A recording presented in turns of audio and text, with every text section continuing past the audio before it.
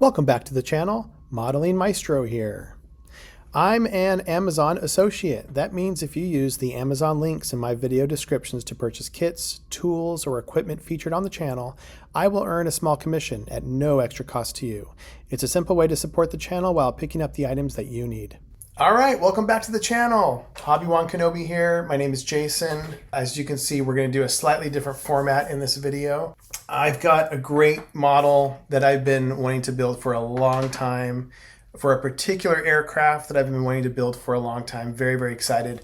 This is going to be the first video for the Tamiya F-14A Tomcat. This is really going to be an exciting one. I have read a lot about this kit and understood it to be, for a lot of modelers, their favorite kit, or one of their favorite kits that they've ever built. I am super amped about this. I'm a big fan of Tamiya. If you go through my videos, you'll see that I've built quite a few at this point, and always have a great time building their kits.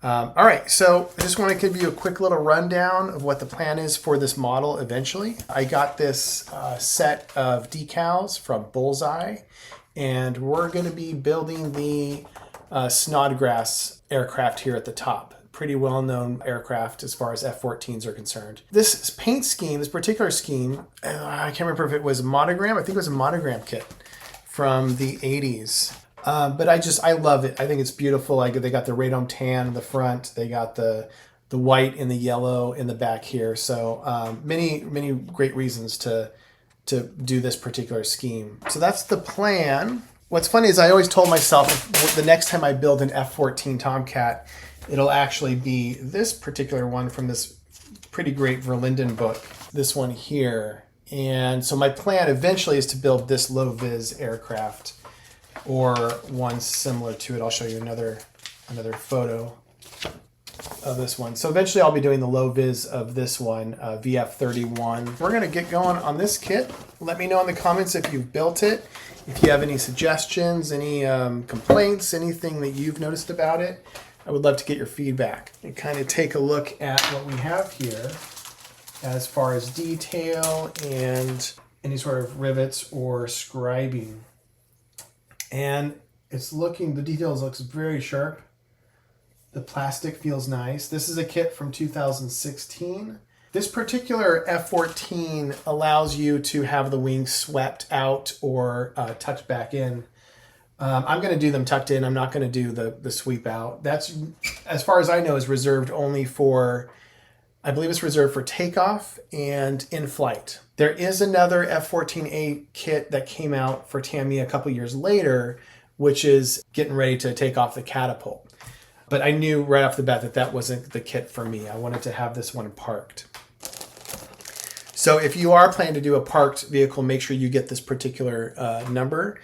I've got it here as item 61114. So 61114, okay? All right. I found this kit on Amazon. I think it went for $60. I think shipping was about $5-10, somewhere around there. I've seen this kit listed on Squadron for up to $100. I've seen it on other sites for around there as well. So it made more sense for me to just go ahead and get it cheaply on Amazon. I will have a link to this kit on the video if you'd like to purchase it from Amazon. And if you do, I get a slight commission on that and you don't pay any extra. So just a heads up on that. Same goes for any tools or accessories or equipment that I have listed in the description of this video. I will receive a commission and you don't have to pay any extra. All right, so we're looking at the top forward section of the fuselage. We're also looking at the cockpit area with the nose cone already attached, which is interesting. And then the rear top portion of the fuselage, the ladders included here. Looks good. This next one is Tree D intakes and some vertical stabilizers. Yeah, they look real clean. The inside of the intakes have been labeled well, so they've got an L here and then an R. So now we've got two trees put together in this bag because they're the same trees. So it looks like they've got the vertical stabilizers. I'm sorry, the horizontal stabilizers here. And also the pilots if you choose to do a pilot. And of course they've got two, pilot and the Rio. They look good. We've got some injection seats that look decent. I might consider using these. I might have another set of seats lying around somewhere, but I'm going to take a look. And if I don't, I might just go ahead and use these because these look pretty good. They are lacking seat belts, so we'll see if seat belts are provided somewhere in the kit. And if not, I don't mind just scratch building my own. I'd rather not have seat belts molded onto the seats. As you might have noticed from my other videos, I'm a big fan of adding seat belts myself. I think it looks 10 times better when I do. Often using Tamiya tape to get the job done. And it's good to have a PE set of buckles lying around. All right, so we've got some engine nozzles here. We've got some control panels, which again look fairly well detailed. I could probably add a little bit to them. And the side control panels also look good. I'm not going to get aftermarket engine nozzles, I'm pretty sure.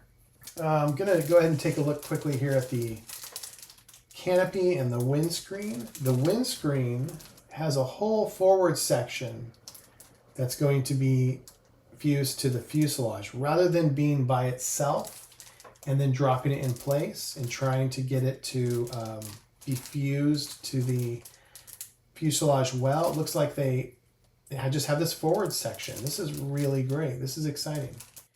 We have some other lenses. And then, of course, the very large canopy. I love how they have this protective, I'm going to take it out of here, a sprue here where the canopy could most easily be scratched. And they've done a nice job of protecting that. Okay, we're going to put this away somewhere very safe. I'm not going to need it for quite a while, but I don't want it to get damaged in the meantime. We've got a few more here. So we've got the cockpit tub. There's really nothing molded on it yet. So all of the side panels and control panels are going to be molded separately. And as you can see, they're here. Okay, we've got the side panels for the interior here. And some arms for the figures. Yeah, this looks really, really fantastic. It's going to look nice painted up. We've got a control stick here. This looks like an arrestor hook. And that is for tree H. I'm not going to open these. We've got a whole pack of missiles. It looks like some Sparrows, AIM-7s, some Phoenix missiles. Yeah, so it looks like the sidewinders are in several different pieces here. If I were to put any armament on them, I would put the Phoenix. All right, so we've got here sprue C, which is the lower section of the aircraft. And I'm going to put that aside for now. I don't need to take that out yet. And then we've got sprue or tree G. And this has, looks like a lot of the wheel well sections as well as the wheel struts. And some doors, okay? On the doors, I am noticing quite a bit of pin marks. This isn't uncommon for kits, but some of these in some of these areas can be a real pain in the butt. So I'm gonna have to show you how I deal with these. All right, the kit also comes with this nice pack here. This is great. Looks like the instructions. All right, let's flip it over. Okay, we've got some screws, okay, and some washers. This is interesting. I believe this is going to help keep the vehicle secure. So we've got some English here. We've got some German, some Deutsch. We've got some French. And then on the other side is Japanese. Fantastic. Okay, nice booklet. Not a massive size, which I really don't like it when they're just fold out and you have to find a position on your desk, on your desk to figure out where on earth these instructions go. This is really nice. This is classy. We also have, this is fantastic, a set of masks. What a help this will be. Now it's time to paint the nose gear well. I've added several wires and other scratch-built details to spruce this area up. I decided to paint the well mostly in pieces, though you will notice two sides have been attached. Seam work simply isn't needed at the corners, and this will help ensure good coverage of paint.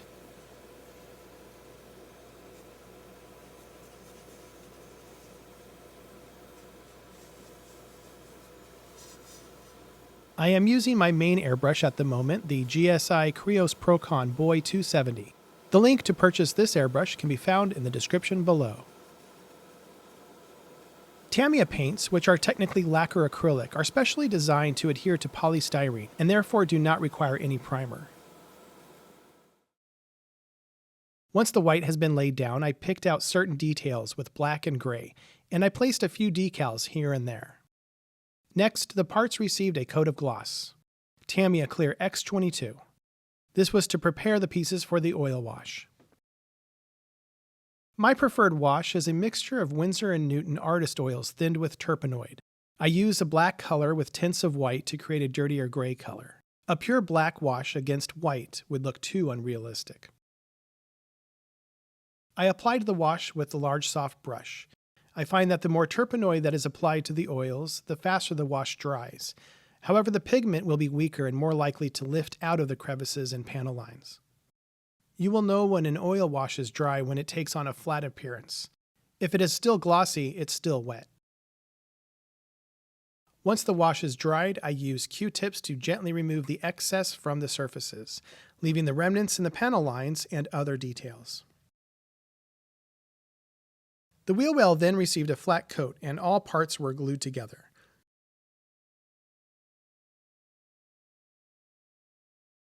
Here is the finished result. You will see here that actuators have received a silver color. I airbrushed a few coats of white on the surfaces that make up the main gear wheel wells. Normally I would wait until the model has been put together to start painting these areas. However, the construction of the walls of the wells permitted that the pieces could be painted separately.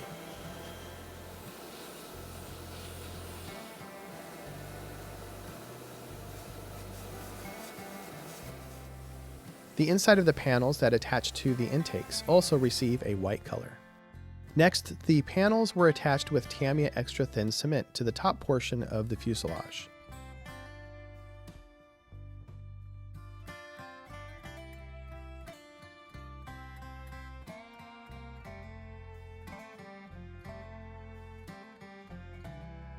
The walls of the wheel wells were then constructed in a hexagonal shape and attached to the wheel wells. These pieces all fit very well.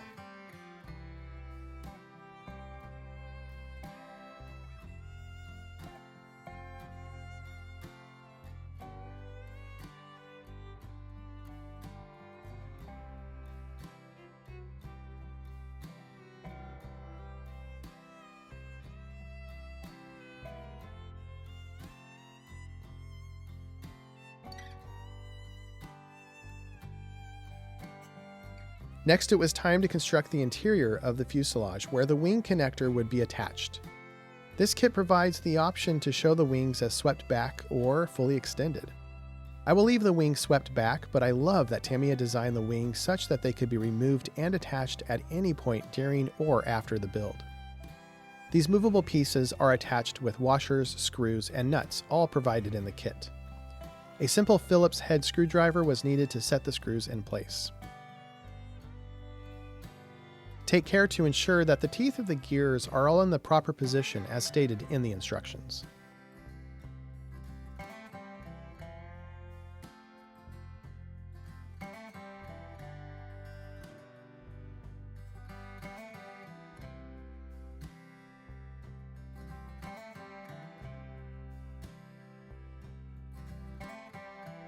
Next, I attached the rear portion of the upper fuselage half. Then, I attached the two fuselage wing halves together and mated them with Tamiya extra thin cement. I continued to apply the glue all around the fuselage. Once the interior of the intakes was painted white and the engine fans were painted, I attached the pieces together.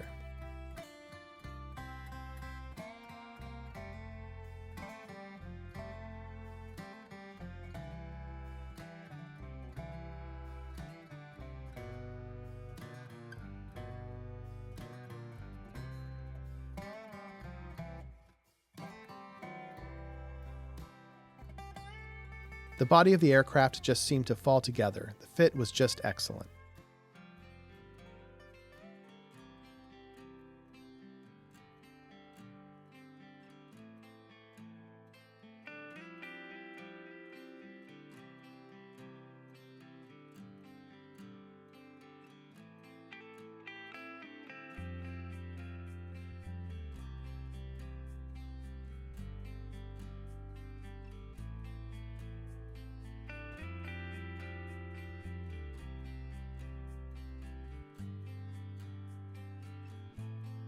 After mating the two wing halves, a seam is created along the flaps of the main wing.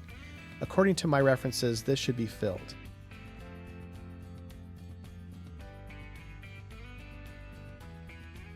I like to use CA glue and sanding sticks to fill gaps like these.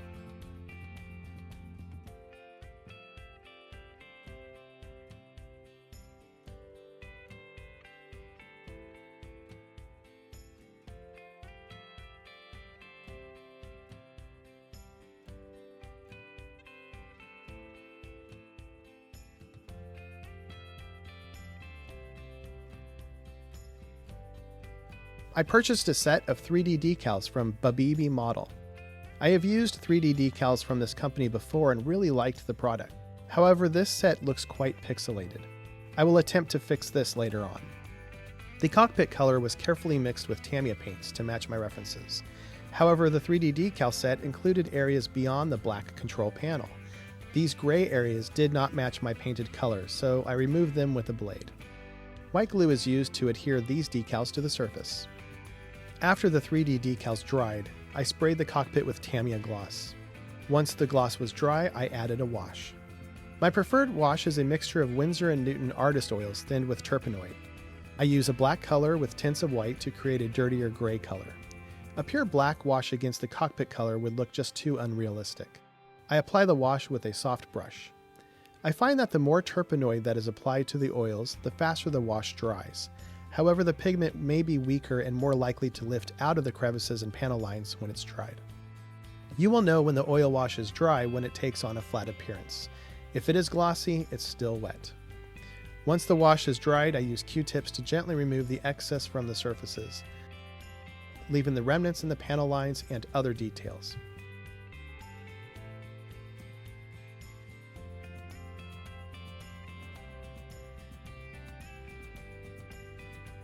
The cockpit then gets attached to the nose gear wheel well that I finished in the previous video. You will see in the video that I added a weight in the nose of the model. This was just a precaution and is not asked for in the instructions.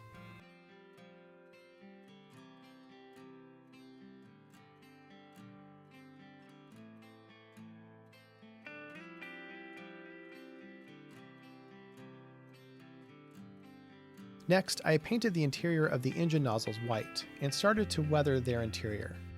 Returning to Winsor & Newton artist oils, I loaded up the bottom of each tube with pigment.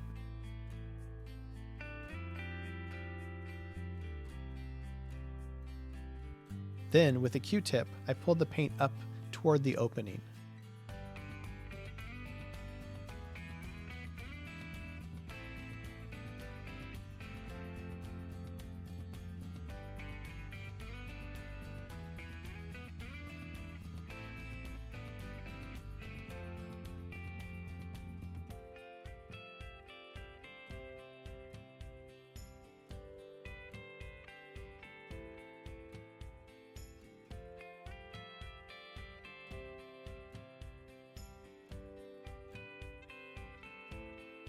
Once this dried, I sprayed the work with Tamiya Flat Clear.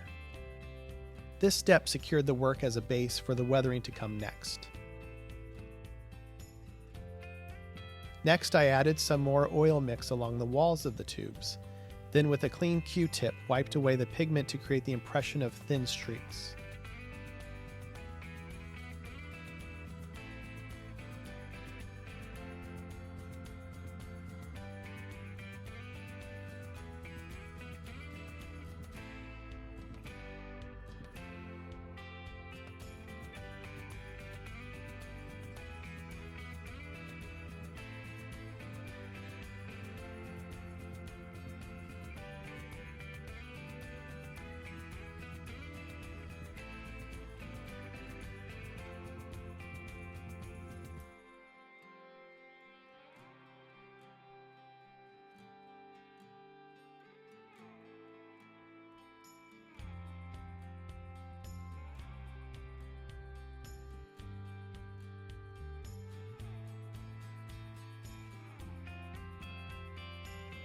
Finally, all of this work received one more coat of Tamiya Flat Clear to seal everything in.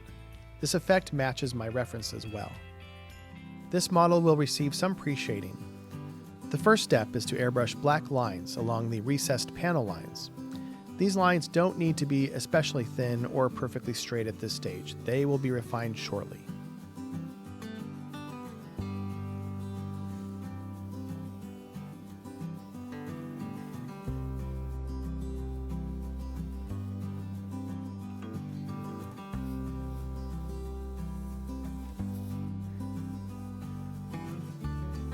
After that, I adjusted the lines and increased the contrast by spraying white within the panels. The final step of the pre-shading process was to spray the overall white color across the model. You can control the effect in a few ways. Thinning the paint creates a more translucent look, while thicker paint will hide the pre-shading more. You can also vary how many coats you apply. Since this aircraft represents a relatively new Top Gun trainer from Miramar, I wanted the pre-shading to remain subtle.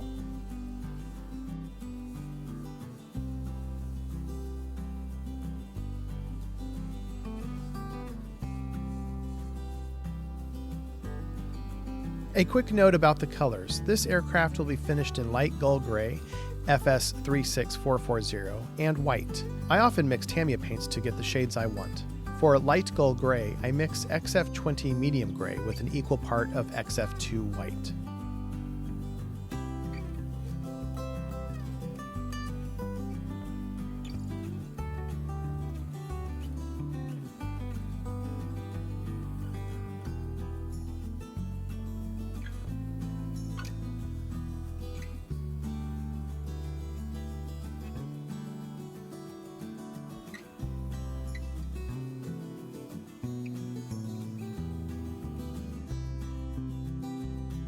I then painted the wings white. At this point, I had to cut many small pieces of Tamiya tape to mask the complex shapes along the white and gray demarcation on the upper wings. There are masks available for this, but I chose to tackle the job by hand.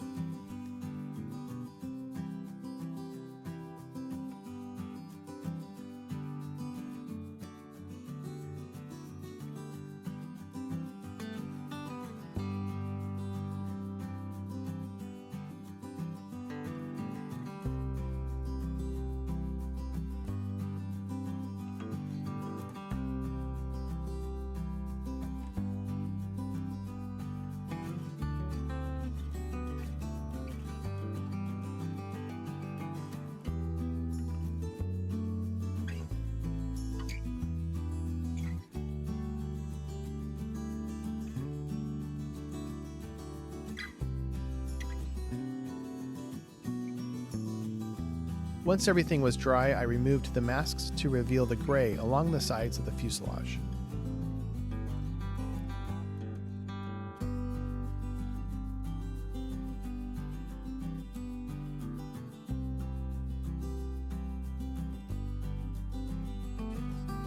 With that complete, I repeated the pre-shading process on the top of the aircraft. Black was sprayed along the panel lines and gray was applied within the panels.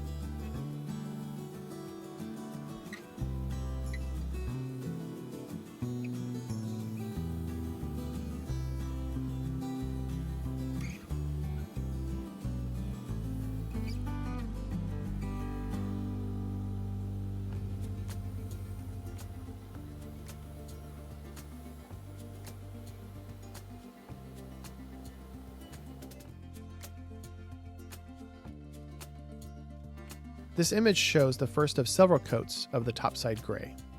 The wings also received gray, and once everything had dried, I removed the masks.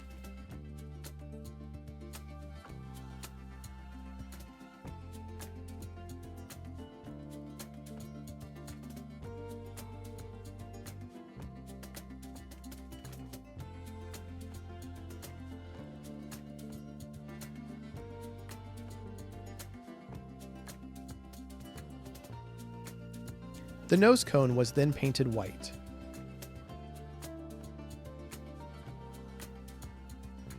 After that, I masked the exhaust areas and sprayed a simple dark gray. These will be further painted and weathered later in the build. Tape for curves worked perfectly to mask the shapes around the exhausts.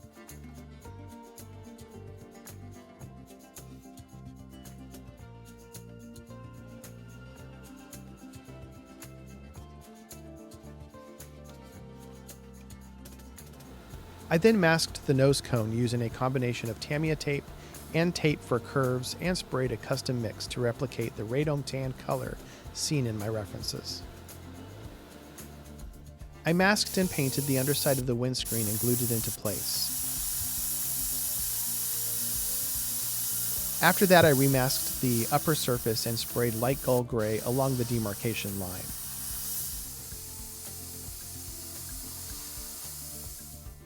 The kit provides decals for the black areas around the canopy, but I chose to mask and paint them instead using Tamiya XF1 flat black.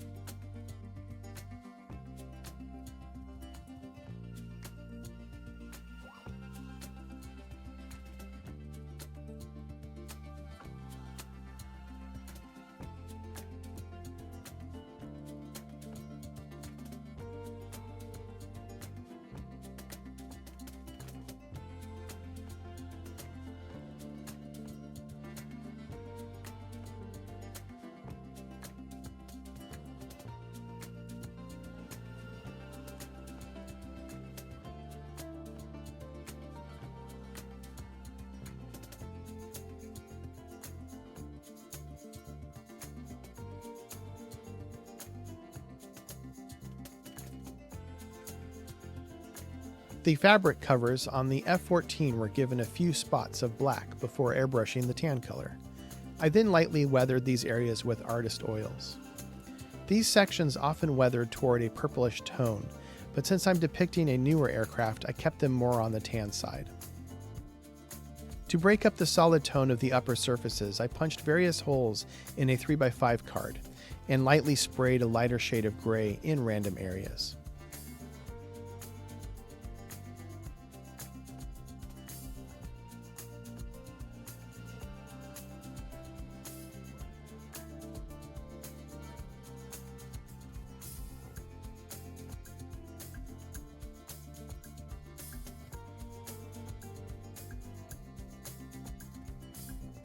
I also masked around the vents on the top of the aircraft and sprayed them aluminum using Mr. Color Super Metallic paints.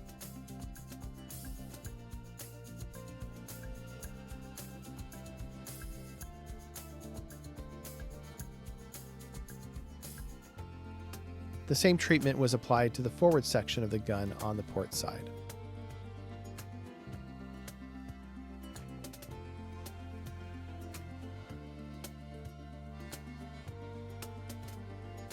And here's the model at this stage.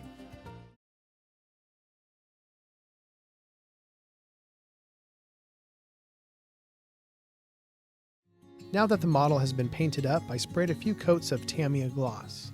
After letting it dry for a few days, it was time to add the decals. This set of decals is from Bullseye and is titled Fleet Tomcats No. 2. I had always wanted to build a Tomcat in this scheme because of the old monogram kit. To start the decals, I applied Microset, the bottle with the blue font. Then I laid the decals down gently.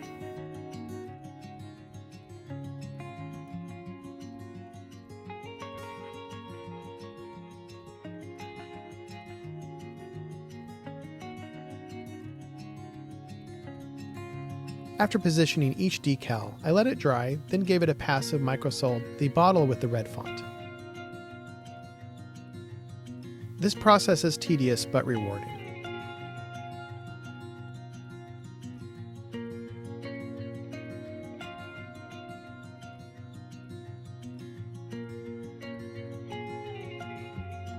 My only issue with the decals is the lightning bolt found on the inside of the vertical stabilizers. The bolt on the starboard side stabilizer should be flipped. Instead, Bullseye simply made both lightning bolt decals a direct copy. I'm an Amazon associate. That means if you use the Amazon links in my video descriptions to purchase kits, tools, or equipment featured on the channel, I will earn a small commission, at no extra cost to you. It's a simple way to support this channel while picking up the items that you already need. After all of the decals had dried well, I sprayed the model with a few more coats of Tamiya gloss, and again let the model dry for a few days. Now it is time to add the oil wash in the panel lines and rivets found along the model. My preferred wash is a mixture of Winsor and Newton Artist oils, thinned with terpenoid. I mix black and white to create a lighter gray color. A pure black wash against the light gray and white of this model would look far too unrealistic. Plus, I wanted to depict a cleaner version of this aircraft since it was used at Top Gun and Miramar, and hadn't seen much action and wasn't aboard a well-used carrier deck. I applied the wash with a soft brush. I find that the more terpenoid that is applied to the oils, the faster the wash dries. However, the pigment will be weaker and more likely to lift out of the crevices and panel lines. You will know that the oil wash is dry when it takes on a flat appearance. If it is still glossy, it's still wet.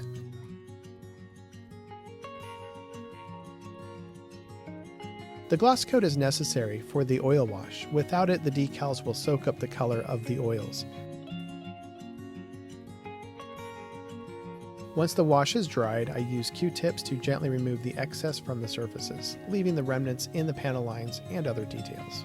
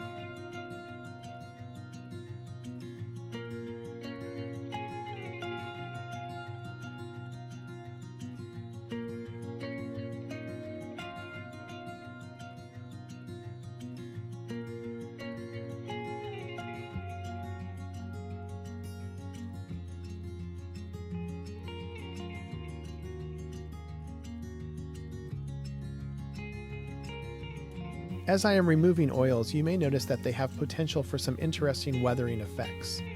You might choose to leave some of the oils on the surface to represent the normal wear aircraft like these endure. These photos show the result of painting with artist oils to achieve the typical variation of weathering found on the exhausts of the F-14.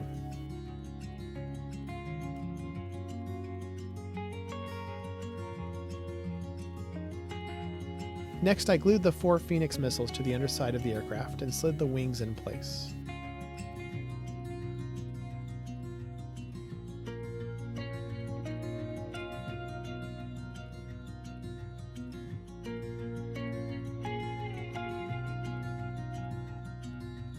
Finally, I purchased a set of ejection seats from MCC Minicraft Collection.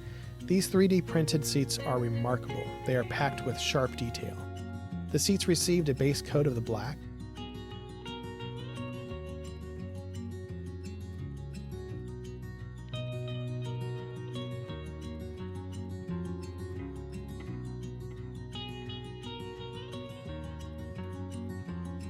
The seats received a base coat of flat black, followed up by some subtle highlight dry brushing with Vallejo model color paints.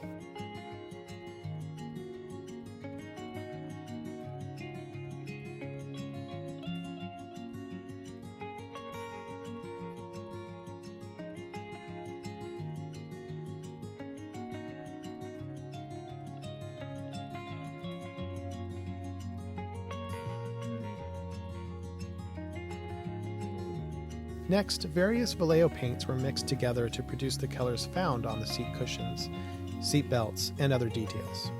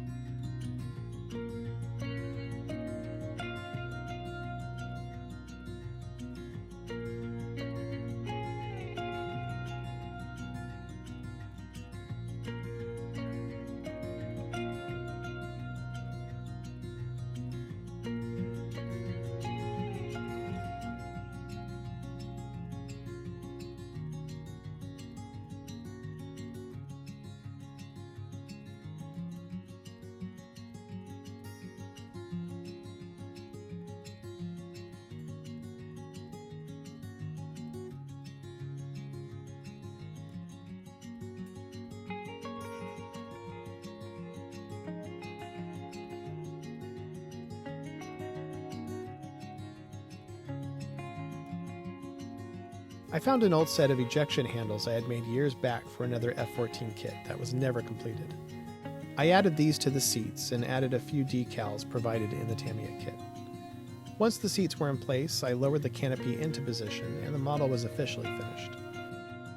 Overall, I am quite pleased with how this model turned out. The kit is absolutely incredible, one of the most amazing kits I've built, but this is not at all surprising for a company like Tamiya. Any mistakes you see on this build are of my own doing and no blame can be put on the shoulders of the manufacturer. I will build this kit again in the near future, but in a VF31 low-vis scheme using the recently reprinted decals from Furball. Well, that does it for this video. Thank you so much for watching. If you enjoyed this content, please leave a like, leave a comment, and subscribe, and we'll see you in the next one.